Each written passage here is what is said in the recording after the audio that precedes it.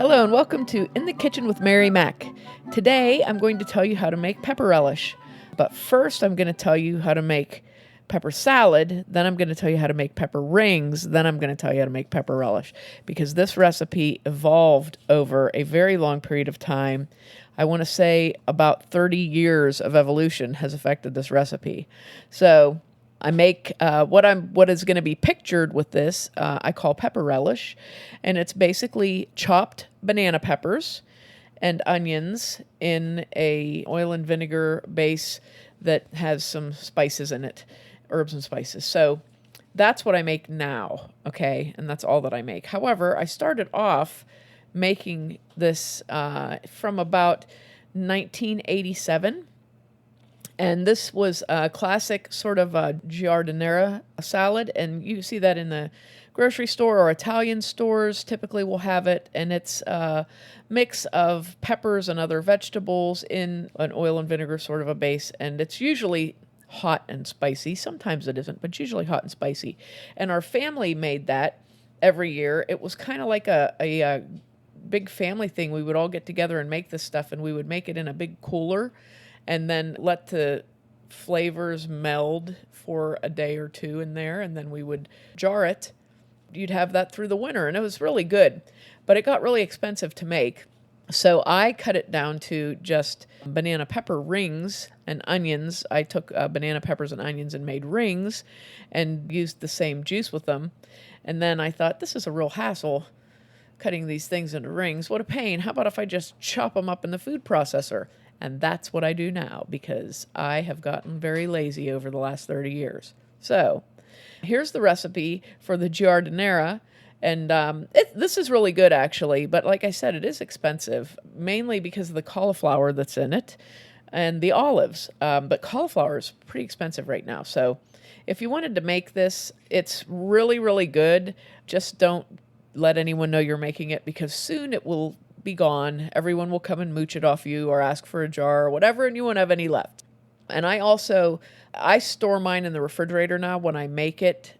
Years ago, when I was first starting to make this, our family would, my mother-in-law and sister-in-law and such would just keep it on the shelf. And I got nervous about it because it's not canned or anything and it's not pickled. But you depend on the oil to form a seal on the top of the liquid. And I just thought, you know what, that doesn't sound like a really great idea to me. So when I make now my pepper relish, or even this, if I would make it, this would go in the refrigerator. And you'll have a few quarts of this probably. This recipe would probably make about 5 to 6 quarts. So if you have space in your refrigerator to store it, like in the back where you never can find anything anyway, great place to store your Giardiniera or your pepper relish. So here we go. You're going to start with a peck of banana peppers. Now, if you want this to be hot, like really hot, you're going to use mostly all hot peppers. If you want it to be mildly hot, you're going to use half and half. Half hot bananas, half sweet bananas. Don't use other kinds of peppers in this. Just trust me on that one. This recipe is made for banana peppers, period. So don't swap in jalapenos or habaneros or anything like that. Just stick to the recipe on this one. If you don't want it to be hot at all, just use regular sweet banana peppers. It's still delicious. It just doesn't fry your mouth off. So there you go. You need 1 peck of peppers, which if you don't know how to get a whole peck of peppers, if you shop at a local garden center, farm stand, farmer's market, anybody that grows a lot of vegetables, just ask them ahead of time. Usually, like right now, is when the peppers are really good. They're a variety of colors because they've gotten a little bit older, so you'll get some nice. In addition to the typical yellow banana pepper, you'll get some orange and some reds in there. So it makes a real colorful salad. You need 3 to 4 sticks of celery, 1 or 2 cans of olives if you like olives. If you don't like olives, you don't have to put them in, but 1 or 2 cans. 1 head of cauliflower, 3 or 4 carrots, and 5 onions, regular yellow onions, and a 1/4 cup of chopped garlic. You can either use your own fresh garlic You don't have to chop it if you don't want to. If you want to put the whole clove, you can put 1 clove in each jar. I like the chopped garlic to spread throughout the mix because it really flavors it better. Okay, so now what you're going to do is with your vegetables, you're going to slice your peppers, clean them, core them, try to get as many of the seeds out as you can, and slice them into about 1/4-inch thick rings. And slice your celery into about between 1/4 and 1/2-inch thick slice.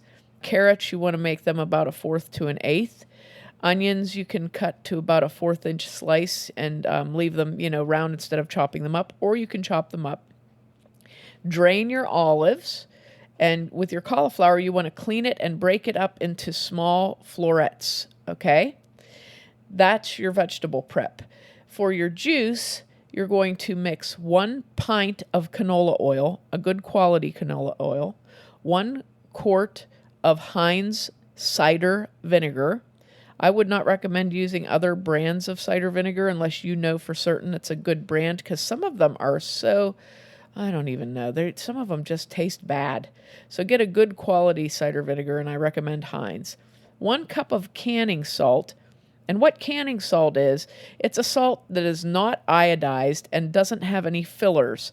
A lot of even your kosher salts will have a filler in there to kind of absorb moisture and keep it from clumping together.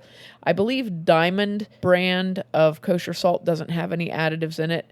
But if you buy canning salt, you can be absolutely positive that it is just pure salt. So 1 cup of canning salt. And that's going to be your juice.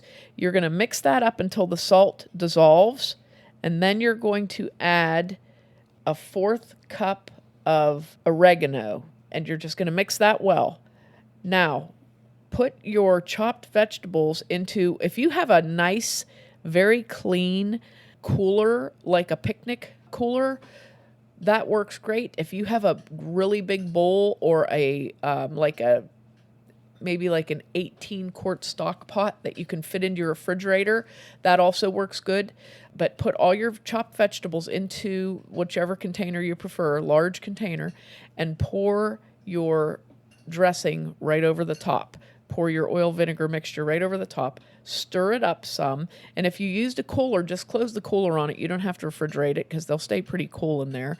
If you used a big pot, set it in your refrigerator, and you can leave it sit overnight, 2 days, whatever, to absorb all of the flavors that you've blended in there. When you're ready to bottle this, I recommend putting this in glass, not plastic containers.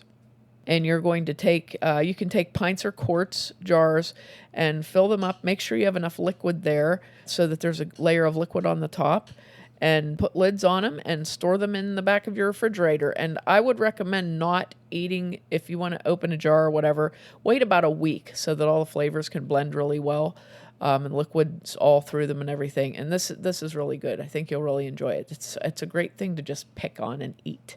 So this is the Giardiniera salad. Now, when the cauliflower got really expensive and olives got expensive, and it's kind of a pain, to cut up all that, I said, you know what, I just want the pepper rings. So I did the exact same juice with this: quart of cider vinegar, a pint of good canola oil, 1 cup of canning salt, 1/4 cup of oregano, and I just took a peck of banana peppers and sliced them into rings, cleaned them, removed the seeds, sliced them into rings, and then I took about 5 or 6 yellow onions and sliced those into rings, and I poured my liquid over those and let them soak, and then I just jarred my rings, and they were very good. But I made these for a while, and I thought, I don't know, something in this I don't like. Then I realized I really like basil better than oregano. I really don't like oregano. So instead of adding a 1/4 cup of oregano, I started adding a 1/4 cup of basil, and I really like the flavor better.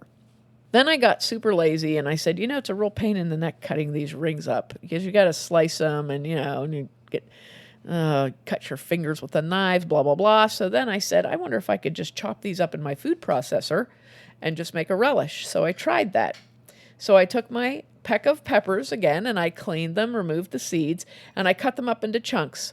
Then I took my 5 or 6 onions, and I cut them up into chunks, and I chunked them up in the food processor, and made my juice. Made my juice with my 1 pint of canola oil, 1 quart of Heinz cider vinegar, 1 cup of canning salt, 1/4 cup of dried basil, and then I started adding that garlic in again because I like that garlic. So I use the jarred minced garlic, and I add a 1/4 cup of minced garlic to my mixture. And I stir all that up, mix it well, let it sit in my large container overnight, and the next day I put it into jars, store it in my refrigerator, and it is absolutely fantastic.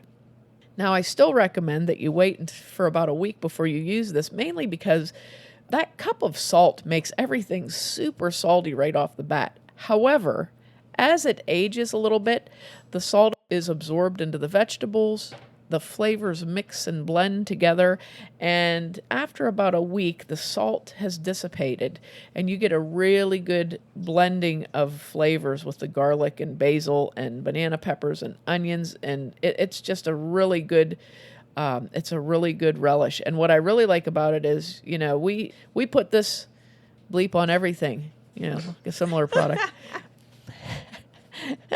So the relish is really nice for putting on pizza because, the rings slip off. You're trying to hold them on there and bite your pizza and whatever. But the relish stays in place. So we put this relish on our pizza. We put it on hot dogs. We put it on just bread when you're eating bread. It's great on any type of meat. Like if you're eating steak, to have a little relish on the side, eat that with your steak. Wonderful with lamb. It's really good with anything. So you should give this a try. This is definitely something that people like. Actually, people like it to the point that when I jar it, I save jars through the year that are disposable, that have a screw-on lid, but they're not an actual canning jar. And I fill them up to give to my friends so I don't have to worry about getting them back because people like whine for this stuff. I have people that are like, I didn't get a jar, So I actually just was saying I have 3 more jars I have to deliver to the whiners out there. Who want my pepper relish. So, but this is good. All 3 of them are good.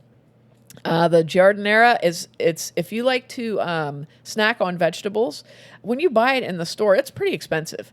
And you usually don't get a lot of the things that you like. Like we always really like the cauliflower, and so you don't get a lot of that in the ones you get in the store. You get like teensy little pieces of it. So it's a really good thing to make for yourself because it's good to snack on. It's a reasonably healthy snack, and it's just really good. The pepper rings, if you like pepper rings, are good to make with this. One of the things I should mention here too is when you're cleaning your peppers, if you're using hot peppers, if you leave any seeds in them, the seeds are also hot and they will make your pepper rings or relish or salad hotter. So remember that when you're making whichever of these you decide to make, remember to get all of your seeds out because that actually will add to the heat. Unless you want them to be a lot hotter, then don't worry about your seeds. But if, like I said in the beginning, if you want to do the pepper rings or the pepper relish and you want it to be a little bit hot, not too hot, just add 1, 2, 3 hot peppers to it, 4 or 5 hot peppers. You can make it 50-50, half hot peppers, half mild, whatever. So you can determine the heat yourself. And a lot of it is hit and miss. So classically, I actually gave away an entire batch of this one time because I discovered that the sweet banana peppers I ordered were actually hot banana peppers. And it was wicked hot. So I ended up having my son drive the jars around the neighborhood and pass them out to people because I thought, there's no way we're going to eat all this hot pepper relish. It was really good, though, but wow, it was wicked hot. So give it a try. It's not too difficult. And, another side note on this, the juice from this, of course you're gonna eat all your little goodies out of the juice. The juice is a wonderful marinade for beef or lamb, venison. It's a really, really good marinade. And you would just basically take your meat, put it in a glass dish, and pour your juice over the top and let it marinate for 2 hours before grilling. And it is just fantastic. So there's no waste in this recipe. You use it all up. Great way, if you like pizza crust, you like to eat your pizza crust, it's great with pizza crust to dip them in there. So many wonderful things you can do with this stuff. So give it a try and let me know what you think. Be sure to check us out online on Facebook at Mary Mac Bakehouse, on Twitter at Mary Mac Podcast, and on Instagram at Mary Mac Bakehouse. Our website is marymacpodcast.com. Thanks a lot for listening if you did, and if you didn't, too bad for you.